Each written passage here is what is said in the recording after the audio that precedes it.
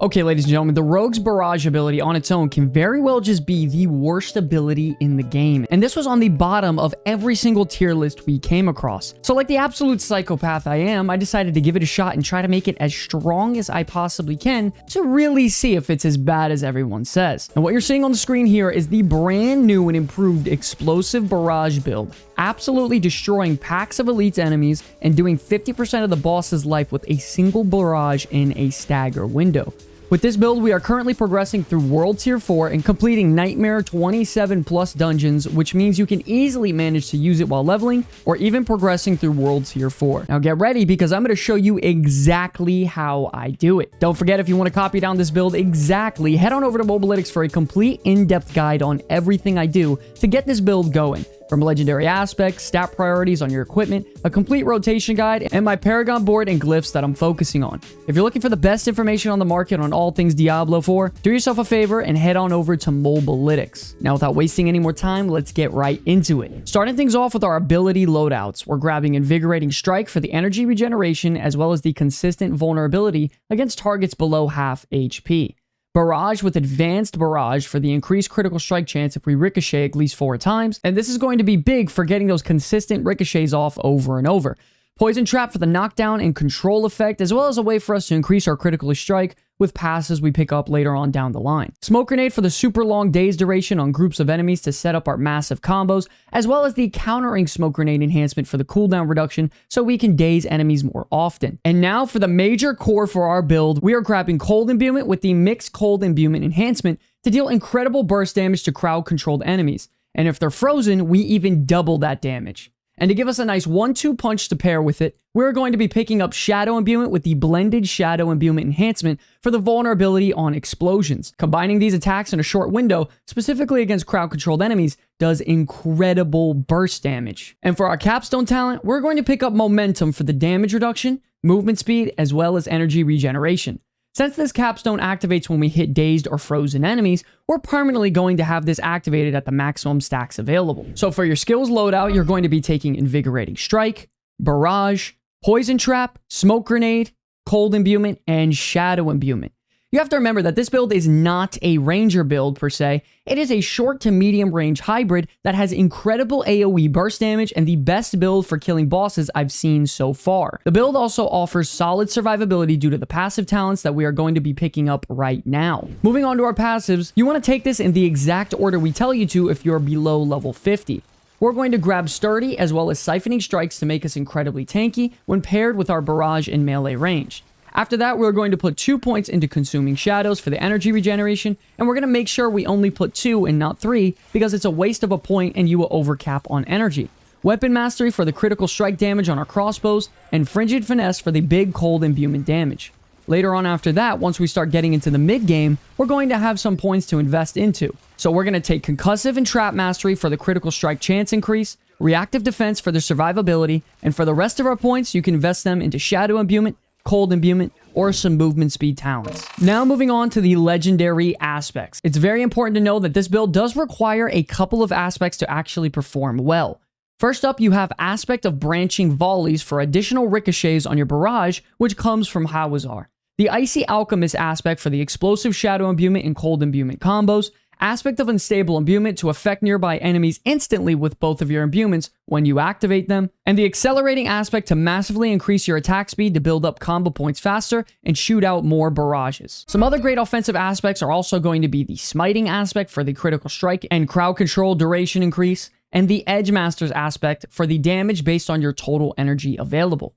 Now, these are the offensive aspects that you should use, but you do need to make sure that you take some defensive so you don't get one-shotted. Because of that, we want to grab the Aspect of Disobedience, the Aspect of Might, and the Aspect of Protector somewhere, either on your amulet or wherever. Having all this should give you enough time to set up your combos to kill enemies before they get out of the CC.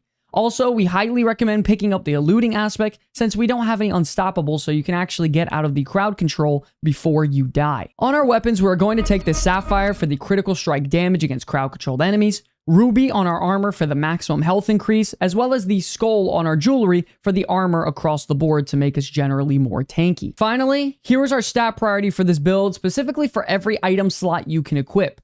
Remember, ladies and gentlemen, if you want a full detailed guide on this with deeper explanations, you can check out the Mobalytics link in the description below. Also, ladies and gentlemen, from high demand, everyone's always asking for my in-depth Paragon board route, and they want the exact nodes that I use for every build. So this is for the Barrage build only. We will be doing separate videos in depth about every single Rogue build with every Paragon board potentially out there. But this is the Barrage build. We're going to go up right here on our first board. Head on over to the right, grab the damage increasing node. We're going to go directly through the middle. Put a glyph in here. Obviously, the glyph socket, if you don't know, you put a glyph, which is some things that you unlock in Nightmare Dungeons or in World Tier 3. You place it into the socket, and depending on what it does, it amplifies the glyph dramatically.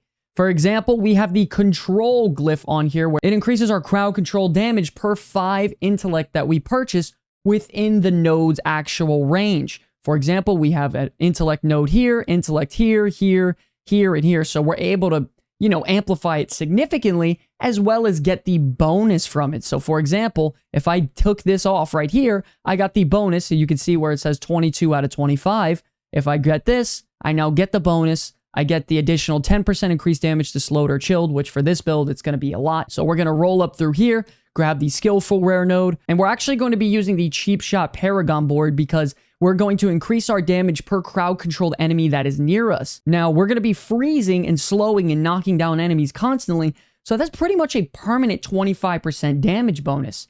So we're going to run with this, and we're going to head on over to the left, grab Oppress, which is 30% increased damage to enemies that are crowd control as well, 15% increased critical strike damage to crowd-controlled enemies.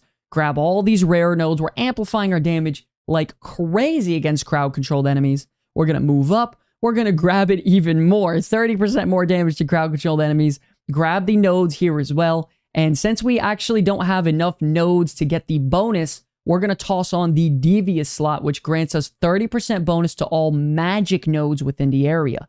If we had the opportunity to actually get the requirements on some of the other nodes, obviously we would select those. But for now, this is what we're going to have to deal with. It is what it is. It's not my favorite choice. I just grabbed it because it was 2 tiles away. So we're going to pick this up, grab the glyph socket 2 tiles away, at least it's something, and we're going to head on over to the top, grab Calculated for more damage to crowd-controlled enemies before we head on out to the left, and attach another Paragon board, which is going to be the Tricks of the Trade board. This is going to cause your marksman skills to increase the damage of your cutthroat skills by 25% after you use it. So every time we build up combo points, we're going to get an additional 25% damage once we actually activate this node, which is going to be in the next couple levels or so. So all the damage that you're seeing was honestly before a lot of this stuff. I recently just leveled up today a couple levels. So the first thing we're going to be doing is grabbing the Brawler node on the left. You want to make sure you rotate it to where the Brawler node is closest to you. This is damage to close enemies as well as damage reduction for survivability. We're going to grab damage to close, all that stuff. Some more armor for survivability because, listen, I don't care who you are, you could get killed very fast in this game once you're pushing higher Nightmare tier dungeons. We're going to move on over to the left and we're going to input the Diminish socket glyph. This allows us for 25% bonus to rare nodes within range. This isn't the best node out there, but we don't have enough Paragon points to get the bonus yet. Now, when we do, later on down the line, we'll input that. You can see the glyph priority here on the screen if you guys want to check it out. That's what I would run for this build, 100%. Next up, we have the Focus Rare node. We're going to pick this up.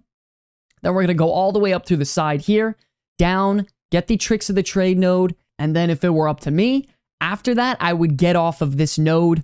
Maybe try to see if I can level up this glyph into, making it a legendary node to potentially get a bonus here. Just maybe attach the next board. The next board after this would be the Eldritch Bounty, which is the 20% to imbuement skill damage after you activate or use the imbuement skill. I don't know the direct route of this yet, but I mean, if I had to say, it would be to rush the, right now in the early levels while we don't have our glyphs high level, it would be to rush the legendary node while getting the best rare node as close as you possibly can. So that's what I would do. I would rush it, grab the legendary, grab the rare node, and then start working on your other boards and making sure they're fine-tuned as it, they possibly can get the best stats and best bang for your buck. If there's a rare node only a couple nodes away that's really strong, I would grab that. Like Safeguard, 13% damage reduction from elites. I'm dying for that right now. I would kill for that. So After I get some more damage, because, you know, the faster you kill something while they're crowd controlled, you know, they're just gone. They're deleted. So I would end up grabbing that maybe later on down the line. I would also maybe grant damage reduction from slowed enemies, maybe some even more armor or something on one of these boards. I'm not sure, but this is the route that I'm doing right now. I hope this is in depth enough for you guys, by the way. Just let me know if you have any comments. Maybe a way I could potentially do this better. I'm not sure how you guys are going to react to this. Please just take 5 seconds. Let me know what you think of this brief explanation. If it's better than before, I would really appreciate it. Thank you, guys. Okay, ladies and gentlemen, we are in game now with our level 70 Rogue on a Nightmare Dungeon Tier 5. It's very important to know right before you start a dungeon or any difficult encounter, something that's very hard to do, you want to make sure you pop a super important potion. So, for example, would be we're about to fight skeletons, I believe, in here. So we're propping our increased damage against vampires, skeletons, zombies, etc. So we're going to make sure I have our potion active. It's very important to know, ladies and gentlemen, with this build, it is a very unconventional build. It isn't very normal. I do know for a fact that it can push Nightmare Dungeons pretty decently. Can it do it as best as everyone else? No. That's just how Diablo works sometimes. Some builds are better than others. You just got to deal with it that way. But we have figured out ways to make this build very strong when it comes to damage, and elite enemy monsters in particular get absolutely destroyed if we pull off the proper combo.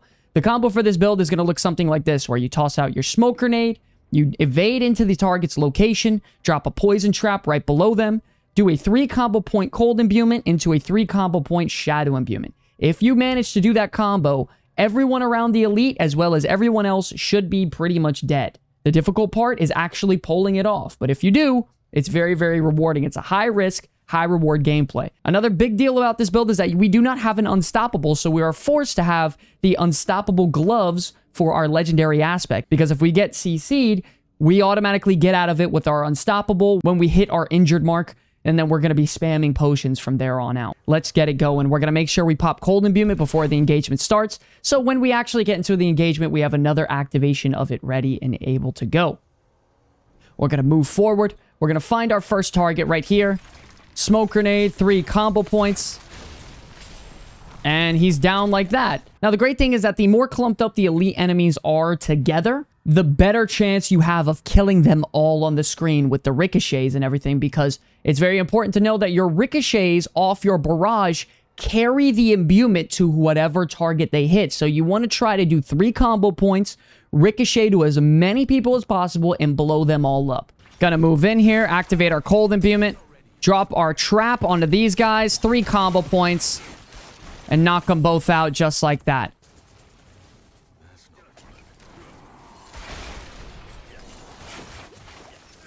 Gonna freeze them all up here, get in nice, close, and personal, and show them what we got. This shaman is doing a lot of reviving, but that's no problem. Do our basic rotation of toss our daze, so we're allowed to get up close. And then after the daze is wearing off, we drop our poison trap into our big DPS window combo. Gonna move into position here if we can. Do our shadow imbuement. Big damage off our barrages. Get up close and personal to this guy. Drop our traps. Gonna have to get out because there's way too many guys here. You gotta know when you're able to fight and when you're not able to fight. That's way too many guys without our cooldowns to handle. We're going to go in on this guy here. He makes a big mistake by engaging on us alone. Going to knock him out really quickly. Going to play it nice and slow here if we can. Wait for our cooldowns. Triple barrage.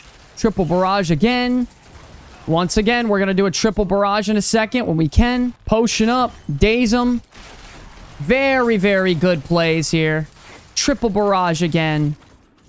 Just control the battlefield, play smart, move around. You don't want to just stand still in barrage. That is the worst decision you can make on this build. You could just stand still in barrage, let everyone hit you.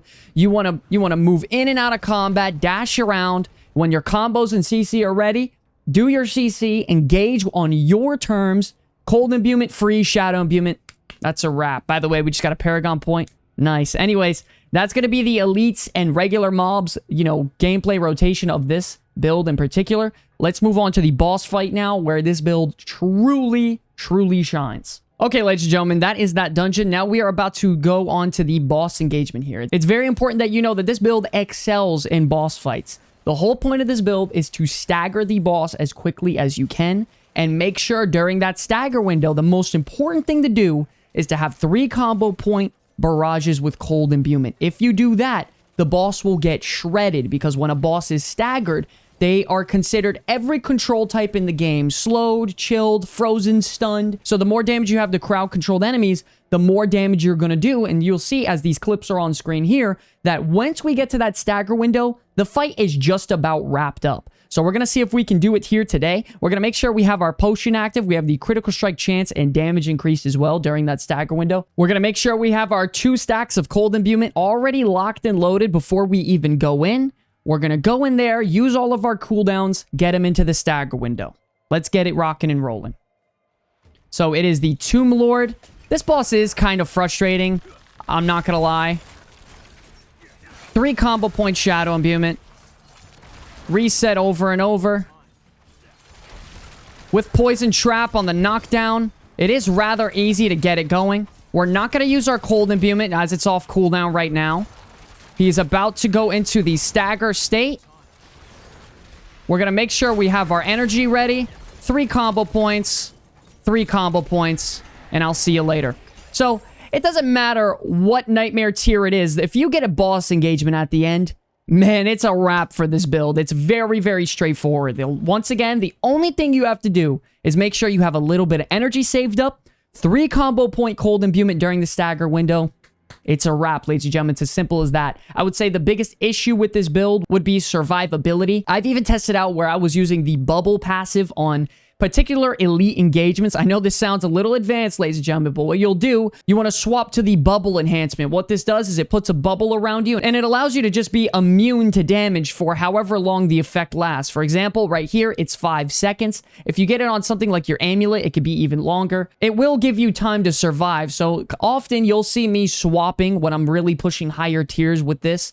I'll swap between the barrier one as well as the, bubble one constantly. Either way, the build is super fun, it's effective, you deal a crap ton of damage. The only issue, which is a lot of issues when it comes to Rogue, is survivability. We have the worst defensives in the game. Our abilities and our defensives are all based on controlling the enemy rather than actually mitigating damage like classes like the Barbarian or the Necromancer or even the Druid for that point. So Sorcerers and Rogues, we have it very, very rough when it comes to defensives, when it comes to getting one-shotted. Now, Sorcerers, they do have abilities like barriers and immunities to get them in gear, to, completely negate damage and to set up their combos. Us, on the other hand, the only thing we have is crowd control. When it comes to the Barrage Rapid Fire build, it is a melee ranged-ish type of build. You are not a sniper at all. You don't really use ranged abilities. The only time you will shoot from a distance with this build is from getting some cold imbuement or shadow imbuement procs while you are far away, just to sort of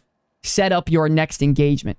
Either way, I love the build. It's my favorite Rogue build right now. I keep pushing with it constantly. We're going to be making a lot more build guides soon. I hope you guys enjoyed this gameplay preview. But okay, ladies and gentlemen, that is going to wrap up this video on the Explosive Barrage build. I'd say this build can be really perfect for you if you're just looking for something that is non-meta, and a build that you could play that at least progresses through the game with. The damage is 100% there, and it's not the problem at all, and the combos are very engaging and fun. It's a great hybrid style of, being good in melee or short-range casting, and it makes for a good build if you're looking to play something different, fresh, and exciting.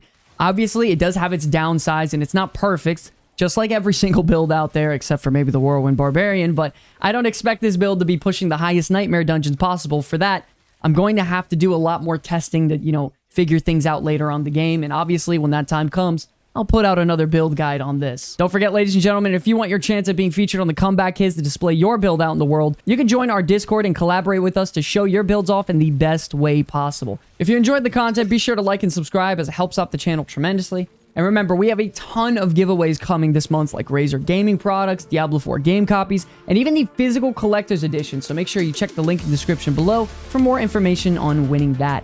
I want to thank you all so much for watching this video. It's an absolute pleasure to be making content for you all. Until the very end, my name is Sky from the Comeback Kids. I will see you all in the next one.